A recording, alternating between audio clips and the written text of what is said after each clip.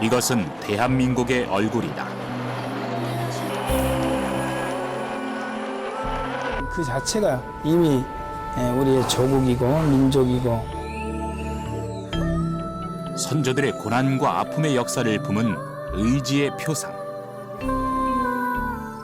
그 상처와 영광을 넘어서 세계 최고의 상징물로 거듭나고 있는 대한민국의 국기.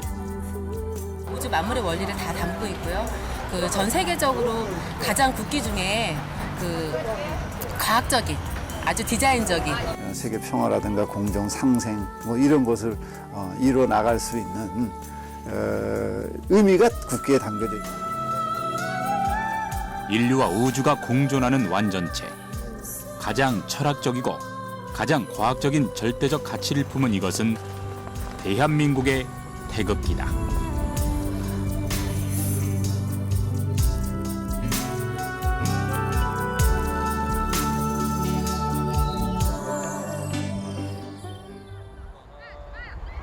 대한민국 국회엔 오늘도 태극기가 펄럭이고 있다.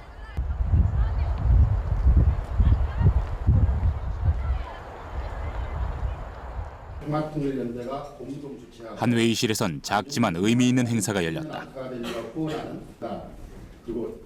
곳곳엔 몸에 태극기를 두른 사람들이 보이고 국회의원과 해외 교포들도 자리했다.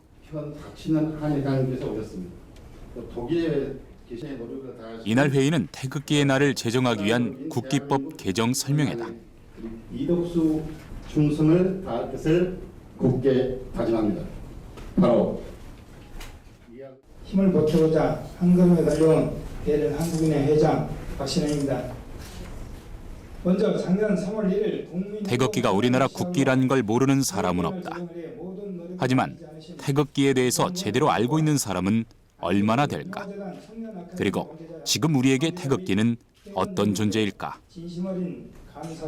우리 독립운동이 치열하게 전개되던 만주 벌판에서 살고 있습니다. 다른 해외 동포들도 그렇겠지만은 특히 만주에서 살다 보니까 태극기, 애국가 이런 것들을 접하면은 항상 가슴이 뭉클합니다.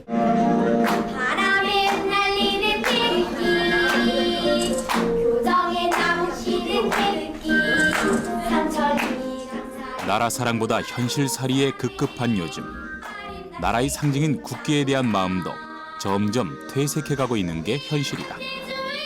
때문에 국기의 가치를 알려야 한다는 태극기 운동이 일고 있다.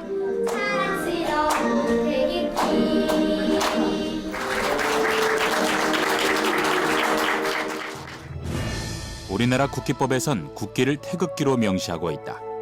하지만 법 전문엔 빠진 부분이 많은데 그중 하나가 국기의 날이다. 미국이나 스웨덴 같은 데 보면은 국기의 날이라는 것이 있고 또 그 국기 주간이라고 해서 일주일 동안 온 국민이 같이 이제 국기를 개항하는 그런 주간이 있습니다. 국기의 날을 좀 법에 명시하는 것이 국기의 날을 제정하는 좀 의의라고 할 수가 있겠습니다. 2007년에 우리 국기법이 만들어졌습니다. 우리나라는 2007년에야 헌법의 하위 개념인 대통령령으로 국기법이 제정됐다. 그 내용도 부족한 것이 많아 아직 갈 길은 멀다. 하지만 한글의 의미를 되새기기 위해 한글날을 공휴일로 재지정했듯 태극기의 의미를 확산시켜 나가기 위해 한 걸음씩 나아가고 있다. 그럼 우리 태극기는 언제 어떻게 만들어진 걸까? 지금까지 전해진 태극기 중에 가장 오래된 것은 대니 태극기로 불려지는 것이다. 구한말 고종이 미국인 외교 고문인 데니에게 하사한 것인데 태극의 문양은 좀 다르지만 기본적인 색깔과 사계까지 그려진 건 지금의 태극기와 거의 비슷하다. 당시 외국인에게 하사했다는 건 그 이전부터 이미 태극기가 존재했다는 걸 의미하고 있다. 우리나라 태극기는 1882년에 조미수호 통상조약을 체결하면서 그때 태극기를 처음 사용했다고 알려져 있는데요. 그때는 그 태극기는 원형이 남아있지 않습니다. 태극기 원형에 대한 최초 기록은 1882년 일본에서 발행된 시사신보란 신문에서 찾을 수 있다.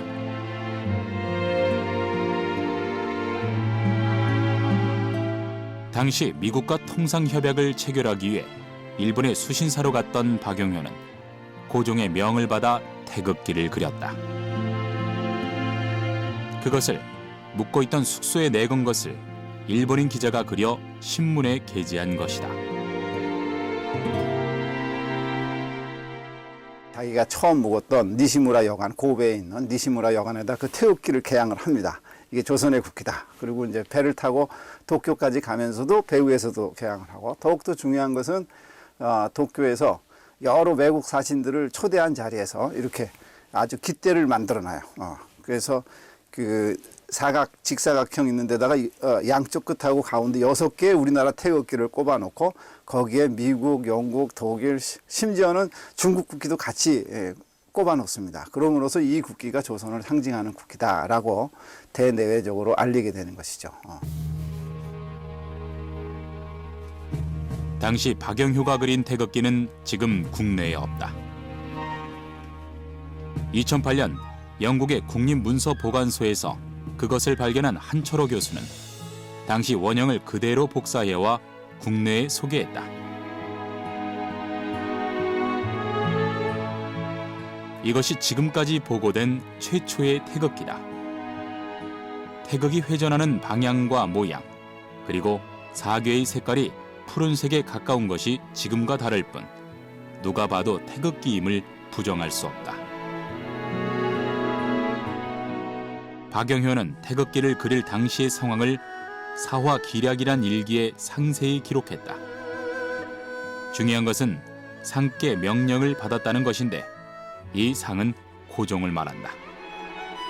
당시 외세의 내정 간섭에 시달리면서 외교 정책을 확대하려 했던 고종은 국기를 제작할 것을 지시했다.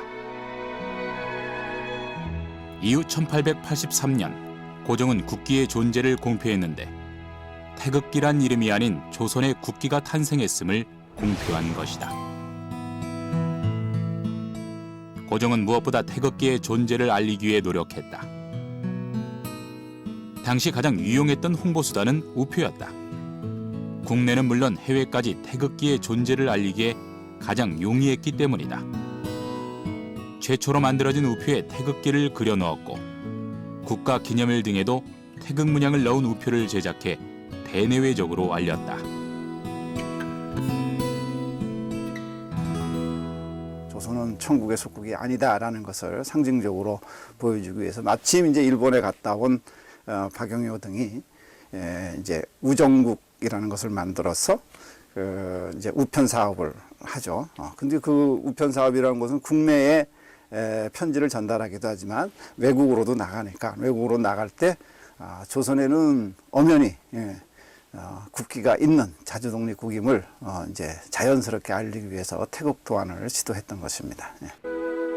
1884년에 나온 한국 최초의 우표. 모양은 각기 다르지만 태극 문양이 선명하게 그려져 있다.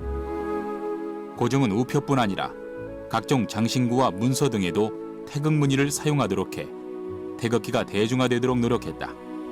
그 노력은 해외에서도 마찬가지였다. 외교 사절단을 보낼 땐 언제나 태극기를 가지고 가 소개하도록 했다. 1883년 조선 사절단이 미국을 방문했을 당시 뉴욕타임즈는 기사를 통해 태극기에 대한 찬사를 아끼지 않았고 더불어 우수한 국기를 가진 한국에 대한 관심도 이어졌다. 태극기는 그 상징성뿐 아니라 디자인적으로도 굉장한 관심을 끌었다. 많은 나라에서 태극 문양을 도용했고 그것은 그들의 생활 곳곳에 그려져 지금도 남아있는 것이 많다. 우리 태극 문양이 굉장히 다른 나라 사람이 보기에도 아주 매력이 있었던 모양이에요. 그래서 우리가 1894년에 시카고의 콜럼비아 박물관 박람회가 열리는데 엑스포가 열리는데 미국 철도서에서 자기네 로고를 찾기 위해서 고시받을 그때 우리 태극기를 보고 반해버립니다. 그래서 이제 괴는 떼버리고 그 태극을 그 철도에서 로고로 만들어서 미국 전역에 달고 다녔어요. 당시 미국의 철도회사에선 한국의 태극기를 모방했다는 설명문까지 공시하면서 자신들의 로고를 자랑스러워했다. 1900년대 태극기는 한국의 국기로 세계에 인식됐다. 프랑스 파리 만국 박람회를 소개한 화보 잡지인 르프티 주르날엔 당시 한국관을 소개하면서 태극기를 그려 넣었다. 고종은 1883년 태극기를 국기로 제정한 후 불과 20년이 채 되지 않은 시간 동안 세계인들에게 한국의 국기가 태극기란 걸 각인시켰다. 그 사이 국내에선 독립문 기공식에 18개의 대형 태극기를 동원하며 대대적인 행사를 개최했고 독립문 상부 중심엔 태극기를 선명하게 새겨 넣었다. 고종이 이토록 태극기를 알리는 데 주력한 이유는 무엇일까? 그것은 태극기를 만들었던 이유와 같은 것이었다. 1910년에 일본한테 우리가 국권을 강탈당했기 때문에 한국이라는 나라가 지구상에서 없어져 버렸어요. 그러니까 국기도 함께 소멸되고 박해를 받았던 것이죠. 그렇지만 이제 우리가 그러한 난관에 또는 위기에 처했을 때 오히려 애국심이 가슴속에 자라난다거나 또는 우리의 정체성을 지키기 위해서도 우리를 그동안 상징했던 태극기가 이제 소중하다는 걸 깨닫기 시작하는 것이죠. 그래서 태극기에 그려져 있는 태극이 우리 민족을 대표하고 상징하고 우리의 한을 품고 있는 존재로서 더욱더 깊이 우리가 내면화되는 것이라고 여겨집니다. 자주 독립국가의 상징인 우리의 태극기. 그럼 이 태극기 문양 속에 담긴 의미는 무엇일까? 태극기는 그 중심인 태극에서부터 모든 해석이 시작된다. 중국의 종교 번역서인 주역에 태극이란 말이 처음 나타나는데 그 뜻은 하늘과 땅이 생기기 이전의 상태라고 기록돼 있다. 중국에선 태극 문양이 대중화돼 있다. 때문에 문양도 다양하지만 주로 흰색과 검정색으로 나뉘어진 음양 태극으로 반대쪽에 같은 색의 눈이 그려진 것도 있다. 보통은 한국에서 태극을 그릴 때 대각선 방향으로 그립니다. 태극기에 그릴 때도 그 건곤 사이에 대각선에 위치해서 이렇게 그리는데 중국은 보통은 남북으로 되어 있습니다. 태극의 기원에 대해선 이견이 있지만 형태와 그 의미에서 우리나라의 태극은 중국과 다르고 태극기가 만들어지기 훨씬 전부터 태극 문양이 이용됐다는 걸 알 수 있다. 태국 도설에 나오는 태극은 지금의 태극하고는 좀 달라요.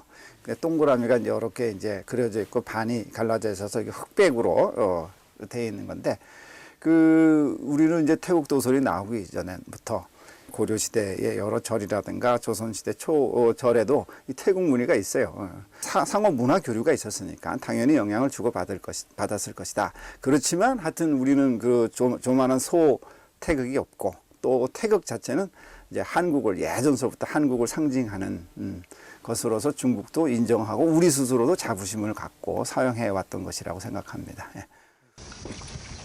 전남 나주 보감리에서 대규모 고분군이 발견됐다. 삼국시대에 만들어진 것으로 당시 백제의 매장 문화를 연구하는 데 아주 중요한 유적지다. 유물 중에는 금과 철로 만들어진 각종 장신구와 나무로 만들어진 기구들이 출토됐다. 그중 주목해야 할 것이 있다. 이것은 관청에서 물건이나 공문서를 운송할 때 봉투처럼 사용했던 목함의 일부 조각이다. 얼핏 단순한 목재 조각으로 보이지만 그 끝엔 희미하게 태극 무늬가 새겨져 있다. 태극은 우리나라를 포함한 동북아시아에서 오래전부터 우주 만물의 기본 요소 및 생성, 변화, 발전하는 모습을 나타내는 의미로 사용하였습니다. 이것은 1400년 전인 7세기 초 백제 사비시대 때 만들어진 것으로 중국 태극의 최초 기록보다 무려 400년이 앞선 것이다. 사실 태극의 기원에 대해선 명확한 근거가 없어 지금까지 학계에서도 이견이 많다. 하지만 한국, 중국, 몽골 등 주로 동양에서 많이 사용한 것으로 알려져 있다. 우리나라의 경우 삼국시대엔 각 나라마다 태극의 모양이 달랐다. 신라에선 태극이 세 갈래로 나뉘어진 삼태극 문양을 많이 그렸는데 경주 미추왕릉에서 발굴된 보검과 가문사지 장대석에 새겨진 태극이 모두 삼태극이다. 고구려는 8개가 그려진 태극 문양이 종종 발견되기도 하지만 주로 사신도를 선호했기 때문에 태극 문양이 많이 발견되진 않는다.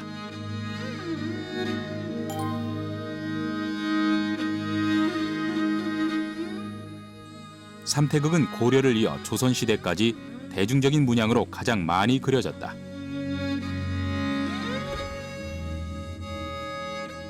우리나라 최초의 주자학자인 안양을 기리기 위해 세운 하포서원. 이 건물엔 모두 삼태극이 선명하게 그려져 있다. 그럼 이렇게 태극이 대중화된 이유는 무엇일까?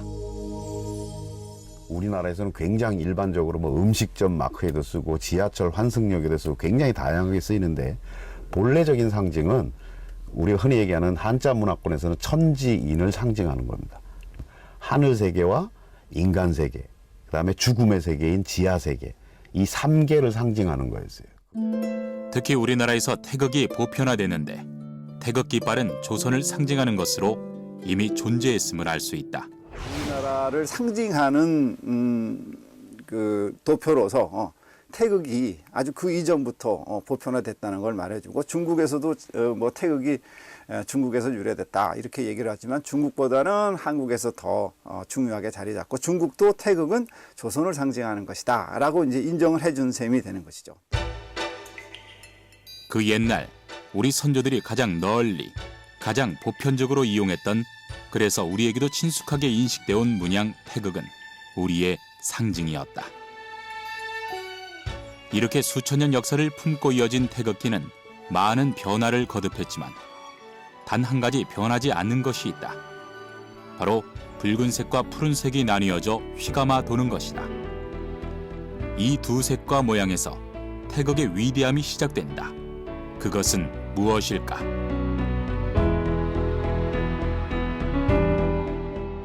파도가 일렁이는 푸른 바다에서 붉은 태양이 떠오르는 모습, 그것을 형성한 것이 태극이다. 태극은 이제 음양 세 개를 두 개의 대대적 원리로 이해한 음양의 총합적 혹은 그 시원으로서의 그 원리이기 때문에 이 세 개의 존재의 원리와 또 이 세계가 어떻게 흘러가는지에 대한 그런 모든 원리의 총합이라고 볼 수 있죠. 두 개의 원소가 별개로 구성되어 있는 게 아니라 서로 상호 영향을 맺으면서 존재하고 있다는 거죠. 붉은색은 하늘의 해를 가리키고 해는 양의 기운을 가진 남성을 의미, 푸른색은 땅의 달을 가리켜 해가 뜨기 전 음의 기운을 가진 여성을 상징한다. 이것이 맞물려 돌아가는 것은 나눠진 것이 아닌 하나가 되는 것을 의미한다. 이는 태극의 사방에 있는 괴에도 파생된다. 하나의 괴는 세 개의 효가 모인 것으로 네 개의 괴가 모두 세 개의 효로 이루어져 있다. 세 개의 효가 상징하는 의미도 각기 다른데 하늘과 사람, 땅을 의미한다. 효는 하나로 이어진 것을 양효, 나눠진 것을 음효라고 한다.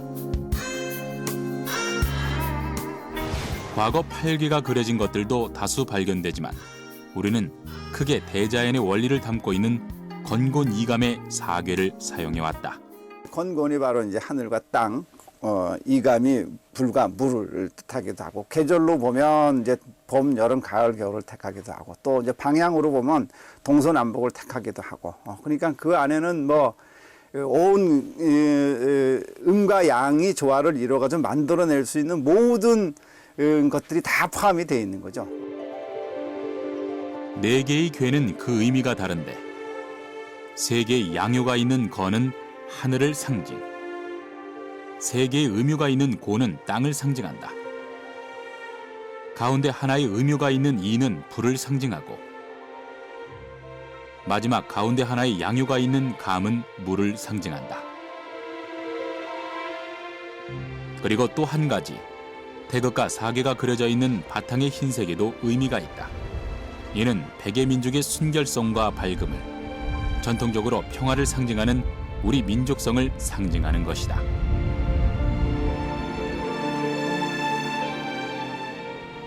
흰 바탕은 그야말로 이제 순결을 의미하기도 하고 무한을 의미하기도 하죠. 우리는 뭐 백의 민족이다 이렇게도 알려져 있지만 우리가 흰색을 사랑할 뿐만 아니라 흰색이 이제 무궁무진함도 나타나고 모든 것을 포용할 수 있는 의미도 있고요.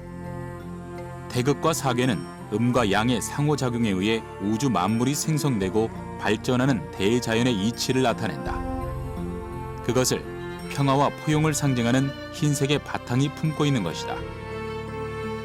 이처럼 태극기는 창조, 평등, 조화와 단일을 상징하는 가장 과학적이고 철학적인 국기다. 노벨상을 수상한 소설가 게오르기는 태극기를 찬양하는 글을 쓰기도 했다. 한국의 국기는 유일한 것이다. 어느 나라 국기와도 닮지 않았다. 거기에는 세계의 모든 철학의 요약 같은 것이 새겨져 있다. 태극기는 멋지다. 다른 나라의 국기들은 대부분 그 나라를 상징하는 이미지나 문양을 국기에 담은 데 반해 태극기는 세계 유일의 철학을 가진 국기다.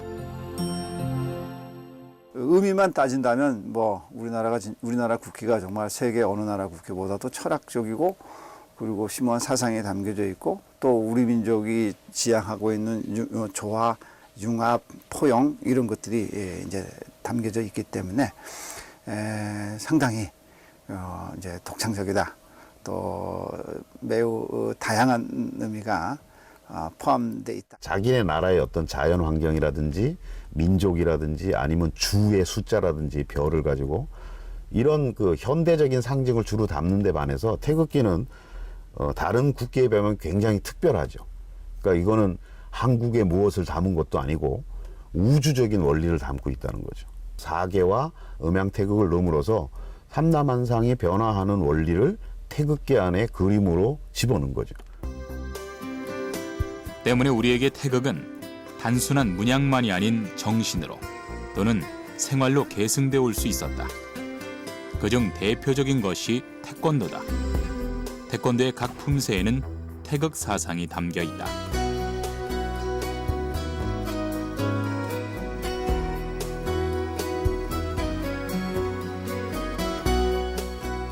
하늘을 공경하고 사람을 사랑한다는 뜻의 경천애인을 상징하는 품새 지태.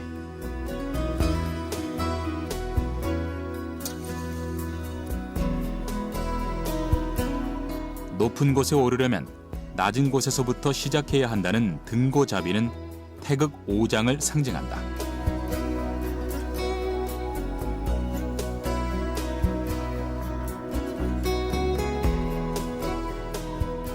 세상을 만든다는 천지창조는 천권으로 상징된다. 이렇게 태극 품새는 건곤이감 등 8괴를 상징하는 동작이다.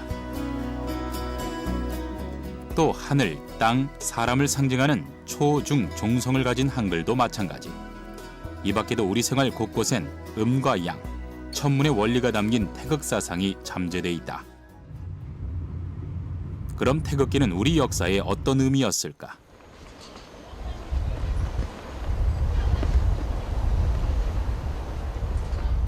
지금까지 문화재로 등록된 태극기는 모두 18가지다. 그중엔 일제치하 독립투사들이 사용했던 태극기가 가장 많다. 이 태극기는 조선 말기 전남 구례에서 활약한 의병장 고강순이 사용한 것인데 태극기의 중앙엔 불원복이라는 글자가 선명하게 새겨져 있다.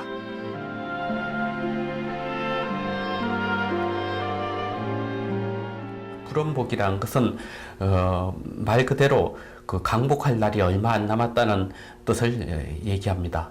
즉 불원복 태극기를 통해 가지고 의병을 통해서 국권을 회복하고자 하는 의지를 밝힌 태극기라고 할 수가 있겠습니다. 김구 선생의 서명문이 적힌 태극기엔 태극과 괴가 튼튼하게 박음질돼 있어 굳건한 광복의 의지가 담겨 있다. 당시 일제에 맞서 싸우자는 결의를 담아 김구 선생이 직접 글을 쓰고 도장을 찍은 것인데 미국으로 가는 벨기에인 신부를 통해 우리 동포들에게 전해줄 것을 부탁했다고 한다.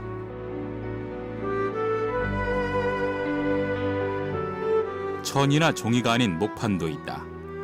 3.1운동 당시 태극기를 대량으로 만들기 위해서 제작한 것이다. 3.1운동 이전까지 조선의 국기는 태극기란 이름이 없었다. 그래서 일제치하 선조들은 조선의 국기라는 말조차 할 수 없었고 때문에 태극 문양이 그려진 태극기라 불렀는데 이후 1942년 3월 1일 임시정부는 국기명을 태극기로 정식 명명했다. 이렇게 일제치하 곳곳에서 발견된 태극기엔 당시 선조들의 독립을 염원하는 마음과 일제에 항거하는 의지들이 고스란히 담겨 세계 각국에 퍼져갔다. 태극기는 독립운동 사상에서 태극기는 민족 독립을 상징한다고 할 수가 있겠습니다. 잘 알다시피 3.1운동 당시에 우리 민족은 태극기를 흔들며 만세 시위를 하였습니다. 그리고 대한민국 임시정부 등 독립운동 단체에서는 태극기를 개양하고 모든 행사를 하였습니다. 당시 해외에 살고 있던 모든 한인들, 그들이 중국이나 미국이나 멕시코나 쿠바에 살던 한인들은 태극기를 흔들면서 민족 독립의 열망과 의지를 불태웠습니다.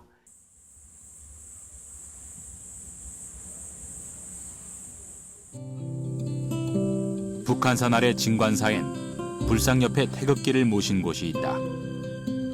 2009년 보수공사를 진행하던 중에 벽면에서 발견된 이 태극기는 독립운동가였던 백초월 스님이 숨긴 것으로 당시 신대한신문, 독립신문 등 일제치하 독립투사들의 유인물을 감싸고 있었다. 3.1운동에 뭐 기독교, 천도교, 불교 이렇게 33인이 들어가 있지만 불교는 상당히 미약했거든요. 불교의 독립운동 참여라든가 활동 정도가 상당히 적극적이었고 의미가 크다라는 것을 이제 동시에 보여준다고 얘기할 수 있습니다. 진관사 태극기를 자세히 보면 파란색 부분에 덧칠이 보인다. 군데군데 물감이 번진 부분도 있는데 이 태극기는 일장기 위에 그려진 것이기 때문이다. 일본으로 봐서는 일본 국기를 모독하는 것일 수도 있고 또 이제 우리는 급히 만들어지긴 했어도 우리의 독립을 달성하려고 하겠다는 의지가 아주 굳게 배겨진 것이다. 태극기는 애국 선열들이 독립운동에 바친 희생의 현장에서부터 조국 광복을 맞는 기쁨의 현장까지 언제나 곁에 있었다. 일제치하 태극기는 고종의 뜻과 같이 우리가 자주 독립국가라는 그 자체의 의미를 가진 것이었다.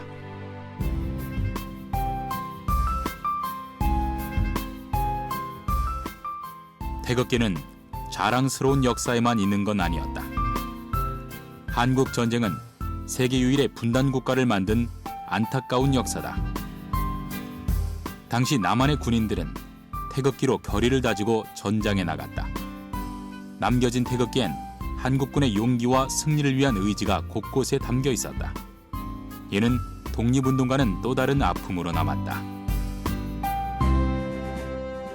치열했던 전장에선 태극기가 영토 탈환의 표식이었고 승리한 군인들을 환영하는 인파는 언제나 태극기를 펄럭였다.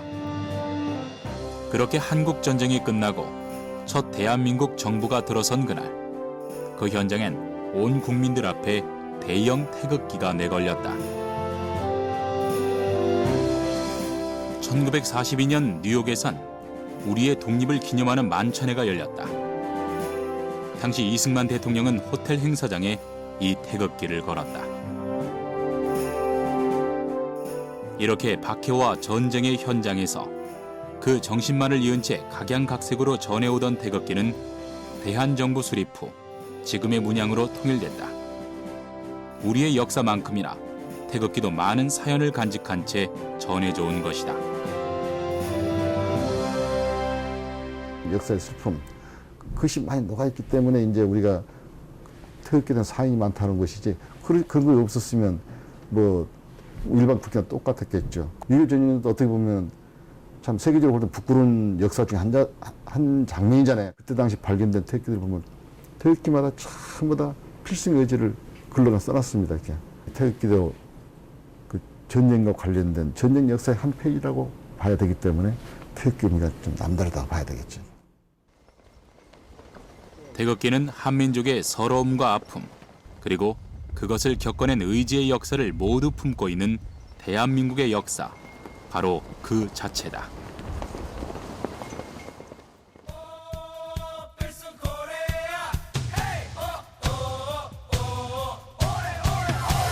지금 우리에게 태극기는 어떤 의미일까? 최근 태극기가 가장 많이 펄럭였을 때를 꼽는다면 대부분 2002년 월드컵을 떠올릴 것이다. 그때의 태극기는 과거와는 좀 다른 느낌으로 보여진다. 우려의 목소리도 있지만 그래도 다수의 사람들은 좀 더 친근하게 새로운 방식으로 접근하고 있을 뿐 여전히 대한민국을 대표하는 상징으로 태극기를 사랑하고 있다. 각종 특히 이제 스포츠 행사, 월드컵 이런 걸 통해서 야, 이 국기가 이렇게 경건의 대상, 우리가 이제 숭배를 해야 될 대상에서 아, 이게 진짜 일반 국민들에게 친근감을 가지고 진짜 내가 사랑하고 내가 지켜야 되고 내가 앞으로 보존하고 또 내가 국기를 통해서 나라를 생각할 수 있는 마음을 지니도록 이제 자발적으로 하는 계기들이 만들어졌단 말이에요. 국기를 경건한 마음으로 우리가 대하는 그 자세는 변치 말아야겠지만 국기를 정말 우리 일상생활에서 좀 더 보다듬고 우리가 이제 자주 접할 수 있는 대상으로서 그러면서도 기본적인 경건함을 잃지 않는 좀 더 친근감이 있으면서도 존경심이 우러나오는 것으로 우리가 자꾸 만들어 나가고 일반화시켜야 되지 않을까 생각합니다. 국가 브랜드인 태극기를 활용하는 방법은 이미 다양하게 시도되고 있었다. 태극기가 가지고 있는 말하자면 조화와 융합의 정신이 지금 현재 우리 한국이 지향하는 국가 브랜드 이미지하고도 일치하는 것 같아서 태극기를 선정했고요. 또 일반적으로 태극기가 가지고 있는 이미지가 너무 존엄하고 엄숙하고 또 딱딱한 이미지가 있어서 그것을 우리 국민들에게 좀 친근감 있게 가깝게 또 그렇게 이제 느끼게 하고 싶어서 디자인의 주제로 태극기를 선정했습니다. 국가 브랜드란 한 국가에 대한 이미지와 호감도를 나타내는 것이다. 우리에겐 태극기와 무궁화, K-팝과 스마트 기기 등이 있다. 이는 숭배의 대상이 아닌 친숙한 존재여야 한다. 특히 태극기는 스카프와 넥타이 같은 생활용품에 그 문양을 대입해 익숙해질 수 있도록 하고 있다. 과거 선조들이 했던 것처럼 태극기의 세계화를 위한 또 한 번의 도약이 시작된 것이다. 재미있고 또 친근감 있는 디자인으로 이제 많이 생산하고 개발이 되어져서 뭐 패션에서도 또 패션 상품으로도 또 이제 우리 주변에 많은 뭐 그런 생활용품으로도 많이 보급되고 또 즐거워하고 이렇게 되면 태극기가 이제 우리하고 굉장히 가까워지고 또 그 외국인들에게도 어떤 국가 브랜드의 이미지로 이렇게 같이 이렇게 전달되어지지 않을까라는 생각을 합니다. 2010년 경기도 구리시는 태극기의 도시를 선포했다. 선사 유적부터 조선 왕조와 애국 선열들의 묘역까지 역사의 도시답게 시의 브랜드를 태극기로 선정한 것이다. 5,000년 역사를 고스란히 안고 있는 수도권의 유일한 이런 도시가 구리시이기 때문에 우리 역사의 민족의 정통성을 고스란히 안고 있는 도시가 고분군과 봉수대가 있는 구리 아차산엔 국내 최대 높이에서 태극기가 펄럭이며 태극기 도시임을 알리고 있다. 시내 곳곳엔 365일 태극기를 달고 관영 버스는 물론 낙후됐던 마을은 자원봉사자들이 태극기 벽화를 그려 관광객이 날마다 늘고 있다. 이 밖에도 구리시는 태극기에 관한 교육과 각종 행사도 진행해 명실공히 태극기 도시로 자리 잡고 있다.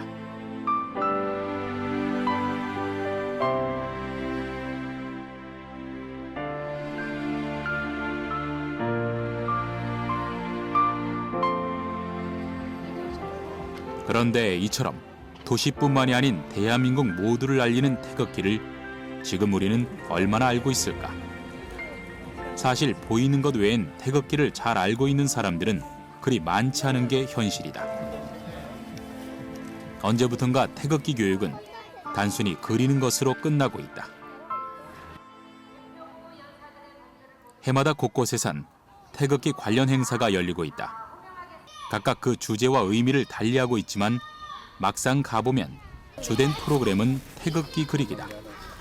견본을 보고 밑그림을 그려 색을 칠하는 태극기 그리기는 해마다 반복되지만 스스로 그릴 줄 아는 학생들은 찾기 어렵다. 우리 아이들은 이를 어떻게 생각할까? 그리는데 뭐 어려움이나 뭐 그런 거 없으시죠? 어려워요. 어려워요. 태극기에 대해서 뭐 잘 알고 있어요? 아니요. 어려운 것 같아요. 그도 그럴 것이 지금은 아이들을 제대로 교육할 근거가 없다. 국기법엔 태극기의 의미와 상징에 관한 내용이 전혀 없기 때문이다. 단순히 태극기를 개양하고 그리는 등 물리적인 방법들만 명시되어 있는데 이마저도 제대로 알고 있는 이들이 많지 않다. 태극기를 그리는 것조차 제대로 교육되지 않고 있기 때문이다.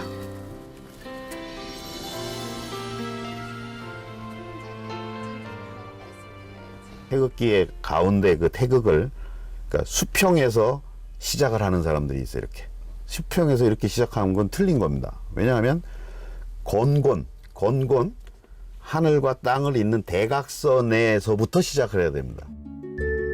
태극기를 그릴 땐 상하 좌우가 아닌 건과 곤이 만나는 대각선의 중심에서 시작을 한다. 그 중심점을 기준으로 빨간색과 파란색의 태극이 그려지고 이 태극기를 세웠을 때 하늘의 건이 위쪽으로 땅의 곤이 아래쪽으로 와야 맞게 그린 것이다. 태극기 하면은 가장 먼저 떠오르는 게 뭐가 있을까요? 대한민국? 애들 하나씩 주세요. 우리나라요.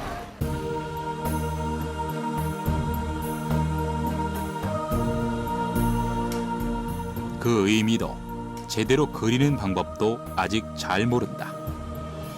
하지만 누구나 알고 있는 것이 있다. 태극기는 우리나라 대한민국을 상징한다는 것이다.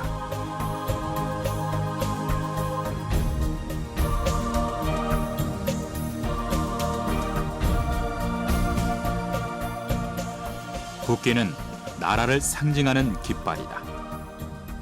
하지만 태극기는 깃발 그 이상의 의미를 품고 있다. 오래전부터 전해진 선조들의 태극 정신은 우리 삶에 깊숙이 자리 잡았고 그들의 지혜가 담긴 태극 문양은 세계에서 찾을 수 없는 가장 철학적이고 과학적인 태극기를 탄생시켰다. 그리고 그 태극기에 우리의 역사를 담아 전해주었다. 우주를 표시하는 그런 이미지였다 이렇게 생각하시기 때문에 굉장히 과학적인 논리에서 그려졌다고 봐야 되겠죠. 고대 지혜적인 그런 지식이 딱 녹아져 있는 걸 한마디로 표시한 것이 아니었는가 이렇게 생각이 됩니다. 우리의 민족의 혼이기 때문에 그리고 우리 민족의 혼이라는 것은 우리의 또 하나 역사고 문화입니다. 태극기라는 것은 우리 대한민국을 알리는데 사실은 1등 공신입니다.